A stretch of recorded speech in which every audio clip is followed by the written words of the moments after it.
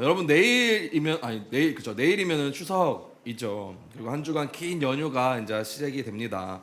여러분 혹시 어떤 계획을 가지고 있나요? 아까 이야기했던 것처럼 뭐 공부할 계획 가지고 있는 친구도 있을 거고, 뭐 이미 여행을 떠난 친구도 또 있을 거고, 또 곧 여행을 또 명절이니까 부모님 댁으로 가거나 혹은 가족끼리 어떤 시간을 보내거나 아니면 푹 쉴 수 있는 그런 시간을 계획하고 있는 친구들도 있을 것 같습니다. 오늘은요 추석을 맞이하여서 평소에 잘 나누지 않는 효라는 이야기, 네, 그 주제에 대해서 한번 나누어 보았으면 좋겠습니다. 여러분은 효자입니까? 효녀입니까? 효자예요? 효녀예요? 아니면 효놈? 효년? 어떤 것입니까, 여러분? 여러분 나는 효자 효녀인 것 같다 하면 손 들어보세요. 카메라로 다 찍어주세요, 이 친구들. 자 내려보세요. 나는 부족한 것 같다. 나는 효년이다, 효놈이다. 손 내려주세요. 네. 너무 자책하지 마세요. 여러분 오늘 말씀을 잘 듣고 마음에 새긴다면 모두 여러분 효자로 거듭날 수 있을 것입니다. 알겠죠? 오늘 말씀 한번 잘 들어봅시다. 여러분 에베소서 6장 1절 말씀 한번 다시 읽어볼까요? 1절 말씀 시작. 자녀들아 주 안에서 너희 부모에게 순종하라. 이것이 옳으니라. 시작부터 상당히 꼰대 같은 말씀이 나와버리고 말았습니다. 그죠? 근데 이 말씀이 오늘 설교의 핵심입니다. 부모에게 순종하라. 여러분 부모에게 순종하고 있습니까? 부모님 말씀에 순종하고 있어요? 딱 봐도 아닌 친구들이 몇 명 보이긴 해요. 뒤에서 보면은. 근데 여러분 부모님에게 순종하라는 말을 들으면 어떤 기분이 듭니까? 갑자기 막 좀 짜증이 밀려드는 사람도 있을 거고, 내가 왜 그래야 되지 하는 의문을 품는 효놈들도 있을 거고, 그죠? 아니면은 왜 부모님은 내 마음을 잘 몰라줘가지고 왜 내 성질을 건드려서 난 그렇게 하려고 하지 않았는데, 사실 내가 지금 부모님에게 짜증을 내는 건 내가 짜증 내고 싶어서 낸 게 아니라 엄마가 날 짜증나게 했으니까 내가 짜증을 내는 거다라고 생각하는 사람들도 여럿 있을 것 같습니다. 우리 부모님에게 순종하라는 말씀은 사실 우리 머리로는 다 알고 인정하는 말이지만 무언가 우리의 행동으로 우리의 말로 표현될 때는 잘 되지 않는, 쉽지 않다는 것을 우리는 경험으로 알고 있습니다. 나도 부모님을 사랑하기는 하는데 부모님이 내 마음을 몰라준다라는 생각을 가지는 친구들도 많이 있을 것 같아요. 그런데 부모님에게 순종하는 말씀은 사실은 생각해보면 꼭 성경책 말씀이 아니더라도 여러 뭐 도덕에 관련된 무슨 윤리에 관련된 그런 책들 혹은 다른 종교의 경전들을 보더라도 비슷한 말씀이 있는 것을 우리는 알 수 있습니다. 굳이 근데도 성경 말씀에서 하나님께서 우리에게 부모에게 순종하라라는 말씀을 성경 말씀에 적어두니 왠지 좀 부담이 되는 것 같기도 합니다. 게다가 그 유교의 나라에 사는 우리 같은 조선인들에게는 이런 부모에게 순종하라는 것은 사실 당연하기도 하고 되게 큰 덕목수로 우리는 알고 있긴 하잖아요. 그래서 어릴 때부터 그런 말씀 많이 듣죠. 부모님 말씀을 잘 들어야 착한 아이다. 너는 큰 아들이니까, 장남이니까 참아라. 첫째니까 참아라. 혹은 첫째니까 너가 해야지. 뭐 이런 이야기들. 어쩌면 아마 들어본 친구들도 있을 것 같아요. 뭐 그 말들이 완전히 다 틀린 건 아닐 수 있겠지만 어쩔 때는 그 말 때문에 너무 무거운 책임감을 느끼는 친구들도 있을 것 같습니다. 뭐 장남, 장녀라서 더 잘해야 되는 부담, 혹은 그냥 부모님의 자녀로서 내가 부모님의 기대에 맞춰야 된다라는 그런 부담들이 아마 여러분들에게 있을 것 같아요. 효도하지 않으면 나쁜 자식이다. 뭐 이런 것들. 부모님에게 내가 좀 그 기대에 충족해야 나는 효자다. 이런 마음을 가지는 사람도 있을 것 같습니다. 그런데요, 성경이 말하는 이 효도는요, 자녀로서 가지는 의무적인 이런 부담이나 혹은 부모님의 그 기대에 응해야 된다라는 뭐 그런 것들을 말하는 게 아니에요.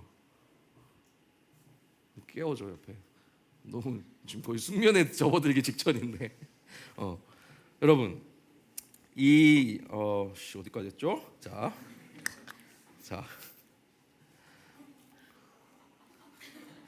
왜 자고 그래? 일어나란 말이야. 말렸어요, 그죠? 자, 진짜 어디까지 했지? 자, 그래요. 자, 성경 1절의 말씀을 다시 한번 보면요. 자녀들아, 주 안에서 너희 부모에게 순종하라. 이것이 옳으니라라고 이야기하는데요. 오늘 말씀을 자세히 보면 이 부모에게 순종하라는 말씀 앞에 붙어 있는 게 있어요. 바로 주 안에서라는 말씀입니다. 여러분, 하나님 안에서 순종한다는 것은 도대체 또 무슨 뜻일까요? 부모님께 순종해라, 부모님 말씀을 잘 들어라는 건 알지만 하나님 안에서 하라는 것은 도대체 어떤 의미를 가지는 것인가? 이걸 알기 위해서는 유교에서 말하는 효랑 기독교에서 말하는 효에 대해서 조금은 구분해서 한번 차이점을 비교해 보면 이해하기가 쉬울 것 같습니다. 여러분, 우리 고등학교 친구, 중학교 친구도 아마 알 것 같아요. 유교에서 말하는 효가 어떤 것인지. 유교에서 말하는 효는요, 사람이 태어나서 반드시 지켜야 될 도리이자 어떤 숙제와 같은 겁니다. 부모님에게 잘하고 부모님 말씀을 따르고 돌아가신 후에 부모님 제사를 드리고 이런 것들이 사람의 도리다라고 가르칩니다. 그래서 특히 유교에서는요 이런 얘기를 하죠. 효는, 우리 문과 친구들은 알 거 아니에요, 그죠? 효는 인을 실천하는 첫걸음이자 나아가서 국가와 사회 질서를 유지하는 가장 기본적인 윤리가 바로 유교에서는 효다라고 얘기합니다. 유교의 5가지 기본 윤리 혹시 아세요? 그게 뭔지? 오륜이라고 말하는 뭐가 있어요? 모르죠? 오륜. 자, 부자 유친, 부모와 자식 사이에는 친애함이 있어야 된다. 군신유의, 임금과 신하 사이에는 의리가 있어야 된다. 부부유별, 남편과 아내 사이에는 서로 구별 존중이 있어야 된다. 장유유서, 어른과 아이 사이에는 있어야 된다. 부무유신, 친구 사이에는 의리가 믿음이 있어야 된다. 이 중에 가장 기본이 되는 게 뭐예요? 바로 부모와 자식 간의 윤리를 말하는 부자 유친이 바로 이 효 사상의 가장 근본적인 것입니다. 유교에서는 이 부모와 자식 간의 이 친애와 효를 다루는 이 모든 관계의 윤리를 세우는 것이 가장 큰 덕목이다라고 여기는데요. 이 때문에 유교 문화 속에서는 이 효를 해야만 하는 의무로 생각하기 때문에 우리가 지금 이 조선 땅에 사는 우리가 아무도 그렇게 가르쳐주지 않아도 막 옆에서 이야기하지 않아도 부담을 느끼게 되는 이런 우리 전통의 DNA가 우리에게 있다는 것입니다. 하지만 성경 에베소서 오늘 말씀에서 말하는 순종은요, 이 주 안에서라는 이 조건이 들어가 있기 때문에 조금은 달라집니다. 우리가 부모님께 순종하는 이유가 단순히 나의 부모님이어서 윗사람이어서만은 아니라는 거예요. 물론 그것도 아주 중요한 이유 중에 하나이지만 또 다른 이유는 바로 부모님께 순종하는 것이 하나님께 순종하는 것이기 때문입니다. 우리가 1절 말씀에서 읽은 것처럼 부모님에게 순종하는 것이 옳기 때문에 그 말씀을 따르는 거예요. 이 옳다라는 것의 근거는 뭐냐면 10계명에 보면 나와 있어요. 하나님께서 말씀하고 계시잖아요. 여러분이 잘 아는 것처럼 10계명의 5계명에서 내 부모를 공경하라 라는 계명이 있기 때문에 우리는 그리스도인으로서 하나님의 말씀을 따라 부모님을 공경하는 것입니다. 그렇기 때문에 기독교적인 부모 공경이라는 것은 인간의 의무를 넘어서서 하나님 말씀에 순종하는 신앙적인 행위라는 거예요. 기독교적인 복음에서 효라는 것은요, 하나님과의 관계에서 흘러나오는 사랑에 순종하는 믿음의 행동이라는 거예요. 그러니까 여러분들이 효도를 한다는 것은 그냥 내가 좀 더 좋은 사람이 되기 위해서 한다는 것이 아니라 하나님의 자녀로 하나님 말씀에 순종하면서 살기 위해서는 그렇게 해야 된다는 거예요. 하나님 말씀에 순종하는 것이 바로 부모를 공경하는 것이고 그 효를 실천하는 것이라는 겁니다. 그런데요, 성경은요, 부모에게 순종하라는 말씀을 자녀에게만 권면하는 것이 아닙니다. 부모님을 향해서도 이야기하는 내용이 있어요. 이 말씀을 살펴보면서 그렇지, 우리만 그럴 게 아니라 부모님도 해야지 이렇게 생각하지 말고 부모님의 마음을 한번 헤아려 보시기 바랍니다. 에베소서 6장 4절 말씀 한번 읽어볼까요? 자, 읽겠습니다. 시작. 너희 자녀를 노엽게 하지 말고 오직 주의 교훈과 훈계로 양육하라. 여러분, 이 4절의 말씀은요, 자녀뿐만 아니라 부모에게도 주는 말씀입니다. 바울은요, 부모가 자녀를 억압하거나 화나게 하지 말고 하나님의 사랑으로 가르쳐라 라고 말합니다. 이 말씀은요, 여러분, 어떤 의미를 가지냐면, 저도 이 말씀을 이제 준비하면서 곰곰이 생각해 봤어요. 나는 효자인가 아니면 효놈인가, 어떤 놈인가 고민을 해봤어요. 과연 나는 잘 실천하고 있는가. 그러면서 이제 부모님의 마음을 한번 생각해 보자라고 생각하면서 이 말씀을 묵상했는데요. 이 말씀을 보니까 부모님도 완벽하지는 않구나. 이 말씀은 부모도 완벽하지 않으면서 부모 역시 하나님 앞에서 배워가는 사람이다라는 것을 말하고 있는 것 같습니다. 성경은요, 자녀에게 순종의 노력을 요구하는 것처럼 부모님에게는 사랑과 인내를 가지고 주의 말씀 안에서 자녀를 대하라라고 부모님에게 가르치고 있다라는 것이에요. 이 말씀은 우리 자녀들은 여전히 자라나고 성장하고 있는 중이기 때문에 때로는 부족할 수도 있고 때로는 미성숙할 수도 있지만 그 마음을 아직 배우고 있는 중이라는 것을 부모님도 기억하라고, 부모님도 지금 이 말씀을 통해서 배우고 있다라는 것입니다. 여러분 그거 아세요?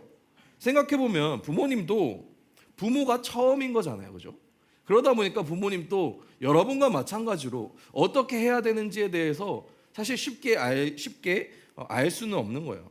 부모님들도 우리처럼 시행착오를 겪으면서 사랑을 배워가고 있다라는 것입니다. 그렇기 때문에 청소년인 여러분이 부모님을 너무 완벽한 존재로 보면서 모든 걸 이해해 주길 바란다면 여러분은 반드시 실망할 수밖에 없습니다. 부모님도 때로는 실수하고 여러분의 마음을 온전히 이해하지 못할 수도 있다는 것을 알아야 됩니다. 여러분이 힘든 만큼 부모님들도 그 마음이 힘들겠구나라는 생각을 이제는 할 수 있어야 된다는 거예요. 그래서 서로를 이해하고 서로를 맞춰가는 것이 여러분만큼이나, 여러분이 부모님 말씀을 따르기 위해서 뭔가 노력하는 만큼이나 부모님도 여러분들의 마음을 헤아리기 위해서 노력하고 있지만 쉽지 않다라는 것입니다. 그래서 우리가 서로 한 발 뒤로 물러서서 한번 생각해 본 거예요. 부모님도 나를 사랑하려고 애쓰는 중이구나. 이 생각이 바뀔 때 부모님을 향한 순종과 공경이 우리 또한 사랑으로 행할 수 있다는 거예요. 결국 성경에서 말하는 이 효는요, 한쪽에 자녀가 부모에게만 하는 것으로 완성되는 게 아니에요. 부모와 자녀가, 어른과 학생이 서로를 이해하려고 할 때 그 속에서 사랑이 자라나게 된다는 것입니다. 그래서 이 성경적인 효라는 것은요, 부모와 자녀가 서로에게 다가가는 과정 속에서 완성되는 것이에요. 이해한다는 것은 단순히 그냥 맞춰준다는 것이 아니라 하나님께서 각자에게 맡겨진 그 역할을 존중하는 거예요. 나는 하나님께서 부모님을 나의 부모님으로 보내주셨기 때문에 그 부모님을 존중하는 것이고, 반대로 부모도 나에게 주신 이 자녀를 존중하는 것입니다. 우리 선생님들 또한 하나님께서 우리 청소년부의 교사로 세워주셨으니까 교사로서 학생들을 인정하고, 여러분들도 선생님들을 인정하고 공경하고 이해할 수 있어야 된다는 것입니다. 자녀도 부모님을 인격적으로 존중하고 이해하려는 마음이 필요하고, 부모도 자녀의 성장 과정을 사랑과 겸손으로 기다려 줄 때에 그 관계가 세워진다는 거예요. 그때 우리는 하나님의 명령인 그 부모의 말씀에 순종하라는 것을 온전히 이루게 되는 것입니다. 이것이 바로 주 안에서 순종하는 삶, 서로를 사랑으로 세워가는 하나님의 뜻이라는 거예요. 말씀을 마치겠는데, 여러분 예전이 아니죠. 올해 초에 개봉한 폭삭 소가수다. 벌써 그게 3월 달에 공개가 됐으니까 거의 반년이 넘게 지났어요. 벌써 시간이. 기억나나요? 그 드라마에서 아이유가 연기한 배역이 있는데 엄마 애순이 역할을 했고 딸 금명이 역할을 했어요. 여러분들 아마 안 본 친구도 있겠지만, 그래서 한 사람이 그 아이유가 두 명의, 그러니까 엄마의 역할과 그 딸로 태어나서 딸이 엄마가 됐을 때 그 역할을 다 연기를 했단 말이에요. 드라마를 보면서 사람들이 공감하고 많은 눈물을 흘렸던 것은요, 바로 이 어머니의 마음과 딸의 마음에 모두 공감했기 때문이라는 거예요. 어머니가 그렇게 이야기하고 행동했던 것이 이제 나도 엄마가 되어보니 그 마음이 이해가 된다는 것입니다. 그리고 딸의 행동과 마음도 이해가 된다는 거예요. 내가 딸을 낳아보니 엄마가 이렇게 힘들었겠구나와 동시에 그래 나도 그랬었지라는 마음을 이해하면서 공감해서 거기서 눈물을 많이 흘렸다는 것이에요. 우리도 마찬가지일 거예요.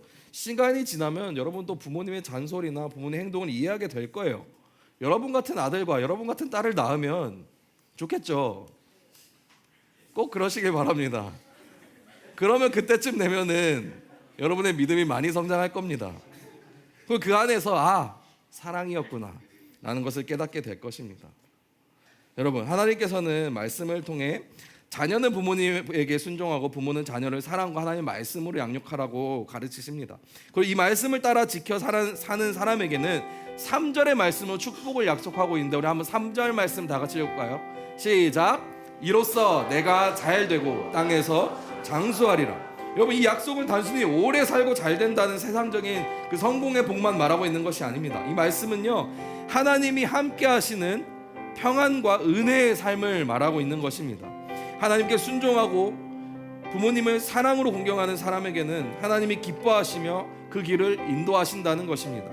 결국 부모님께 순종하는 것은 단순히 도덕을 실천하는 것이 아니라 하나님께 순종하는 믿음의 고백이 된다는 것입니다. 여러분, 이번 추석 명절 참 깁니다. 긴 시간 보내면서 아마 싸울 일도 많을 거고 기분 나쁜 채로 그 시간을 보낼 수도 있을 텐데, 오늘 말씀을 기억하는 여러분들은 꼭 그러지 않았으면 좋겠습니다. 부모님과 자녀가 사랑을 회복하고 관계를 새롭게 하고 평안한 화목한 그 시간들을 보냈으면 좋겠습니다. 부모님을 향한 그 순종의 행동과 말이 억지로 하는 것이 아니라 정말 하나님께 순종하듯 하는 여러분들이 되었으면 좋겠습니다. 또한 우리 부모님과 우리 선생님들도 자녀와 우리 친구들, 학생들을 바라보면서 하나님의 시선으로 품을 수 있는 명절이 되었으면 좋겠습니다. 이 효는 하나님 안에서 완성되는 사랑이라는 것을 꼭 기억하기 바랍니다. 그래서 부모님께 순종할 때 우리는 하나님께 순종하는 것이며 그 길 위에 하나님의 약속된 복이 있다라는 이 말씀을 꼭 기억하는 명절 되셨으면 좋겠습니다.